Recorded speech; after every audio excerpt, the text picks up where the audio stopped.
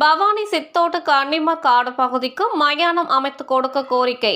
இறந்த தன் மகனின் உடலை வீட்டில் வைத்துக் கொண்டு குடும்பத்தார் கோரிக்கை விடுத்த நேரத்தில் ஈரோடு தாசில்தார் சமரச பேச்சுவார்த்தையில் ஈடுபட்டு 1 மாத காலத்தில் நடவடிக்கை எடுப்பதாக உறுதியளித்தார்.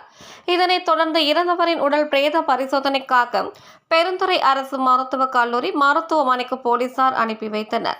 ஈரோடு மாவட்டம் பவானி அருகில் உள்ள சித்தோடு பேரூராட்சிக்கு உட்பட்ட 1வது வார்டு கன்னிமார் காடு ஆகும். இந்த பகுதியில் 100க்கும் மேற்பட்ட ஆதி திராவிடர் பொதுமக்கள் அரசு தங்களுக்கு ஒதுக்கிய இடங்களில் வீடுகள் கட்டி பல ஆண்டுகளாக குடியிருந்து வருகின்றனர்.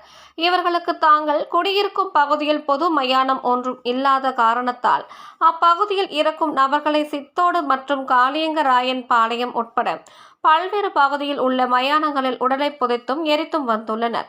இந்நிலையில் நேற்று அப்பகுதியில் வசிக்கும் செங்கோடன் மகன் சாமிதுரை வயது 39 பெயிண்டர் ஆன இவர் பவானியில் உள்ள ஒரு கட்டிடத்தில் வேலை செய்து கொண்டிருந்த போது திடீரென மயக்கம் அடைந்துள்ளார். அவரை உடன் பணியாற்றுபவர்கள் கிட்ட பவானி மற்றும் ஈரோட்டில் உள்ள தனியார் மருத்துவமனைக்கு சிகிச்சைக்காக அழைத்துச் சென்றுள்ளனர். அப்போது அவர் சிகிச்சை பலனின்றி இறந்துள்ளார். இதனைத் தொடர்ந்து இறந்தவர் உடல் இன்று அவரின் வீட்டிற்கு கொண்டு வரப்பட்டது.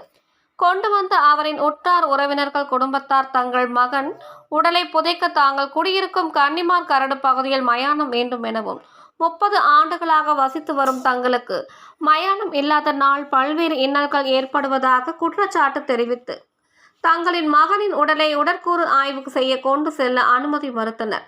இது குறித்த தகவல் அறிந்த ஈரோடு தாசில்தார் முத்துகிருஷ்ணன் சம்பவ இடத்திற்கு வருகை தந்து தங்கள் கோரிக்கையை அரசுக்கு அனுப்பி வைத்து 1 மாத காலத்திற்குள் உரிய தீர்வு காண நடவடிக்கை எடுக்கப்படும் என உறுதியளித்தார்.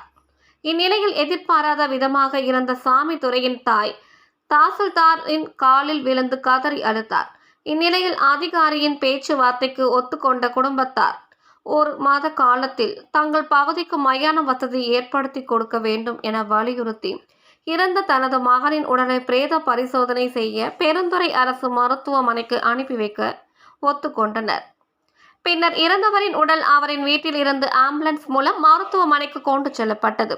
சம்பவ இடத்திற்கு சித்தோடு மற்றும் பவானி போலீசார் பாதுகாப்பு பணியில் ஈடுபட்டிருந்தனர்.